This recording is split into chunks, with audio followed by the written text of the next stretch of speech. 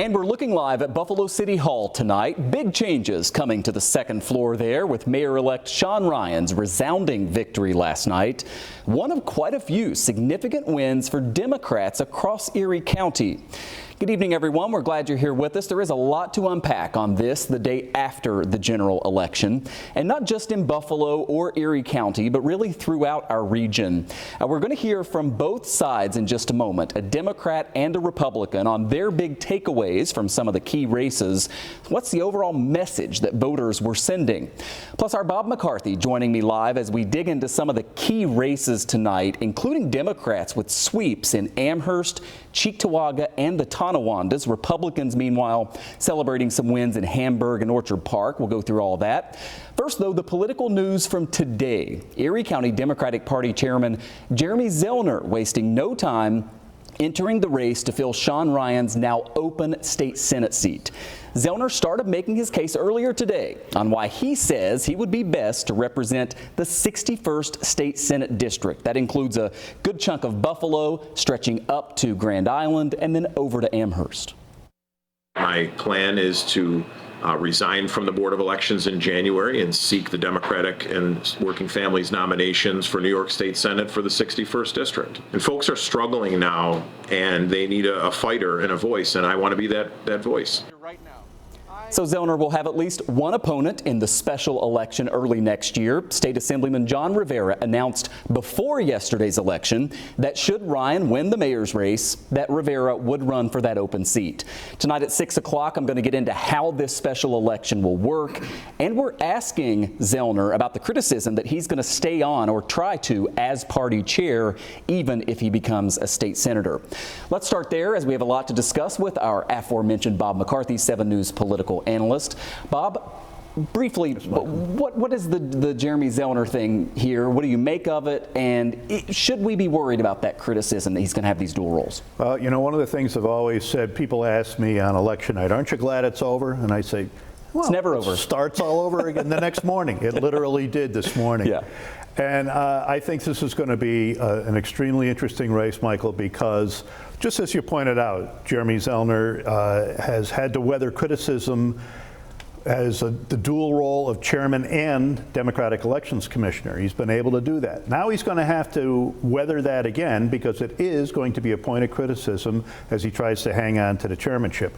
He makes a good case for his candidacy, and I'm sure we'll hear a lot about that, but it is going to come up and he's going to have to deal with it. He is going to resign as Elections Commissioner. That's required, but he could have those other two dual roles. I want to ask you about one place in particular in our region. Folks commonly know it as the Tonawandas, right? You got the city of Tonawanda, the city of North Tonawanda, and the town of Tonawanda. Democrats had clean sweeps in all 3 of those. It's one of the storylines we're following. We actually asked the mayor in North Tonawanda, who was reelected last night, for his thoughts on that.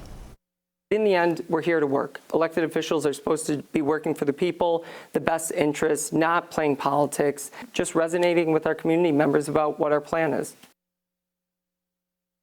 So, Bob, the Tonawandas, I mean, the town of Tonawanda especially has become a Democratic stronghold, but to get clean sweeps in all 3 of those municipalities, what do you think? I think they had good candidates. That's the first thing. And I think a lot of them were following the whole national trend of the affordability theme and those kinds of things. And so I think those things are resonating, and people were just turning to the Democratic label this time around. The pendulum swings, Michael, you know, it does. And that's what we're seeing here right now. The pendulum swung over to the left and to the Dems because I think they were presenting the best kinds of ideas that people were more in tune with than they were with the Republican approach.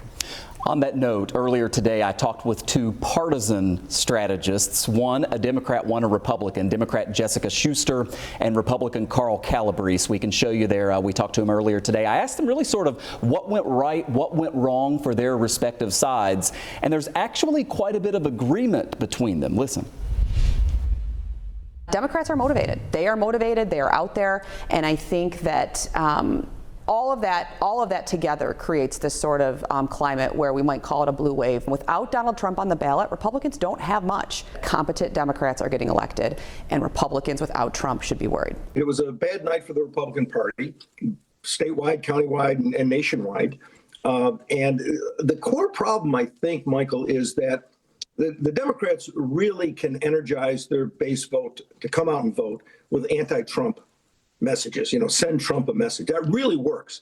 Conversely, though, the Trump base does not come out in the same numbers when he's not on the ballot. I know you agree with that analysis. Of course, Republicans did do better in the South towns. You think about Hamburg and Orchard Park with some wins. Right. Let's look at Cheektowaga, too. And that's the bellwether, yep. Yeah, it sure is. Cheektowaga always has so much to offer because as Cheektowaga goes, sometimes goes all of New York State. And so the Democrats came back strong there after a lot of Republican gains. And so if there's any place that I think the Dems are proud of, it's the gains that they made in Cheektowaga, because that's always been their turf. It should be their turf. It's Democratic territory, and the Republicans were making inroads.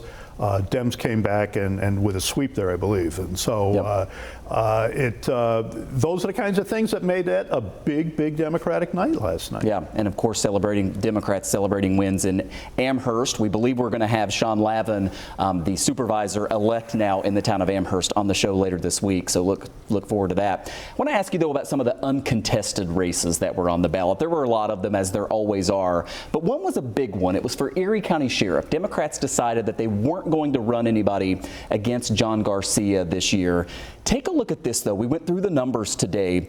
Compared to other countywide races, the big one, comptroller, nearly 65,000 people left their ballot blank when it came to sheriff. Another 6,000 wrote in someone else's name rather than vote for Garcia. Today, we asked Jeremy Zellner, the party chair, if it was a mistake for Democrats not to run someone against the sheriff.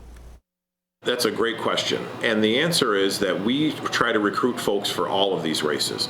But we are in a polarized time where people don't want to run for office. I think the sheriff was an incredibly strong candidate this year, one way or another, but I think he made some missteps, and who knows. But we definitely tried to recruit someone for sheriff.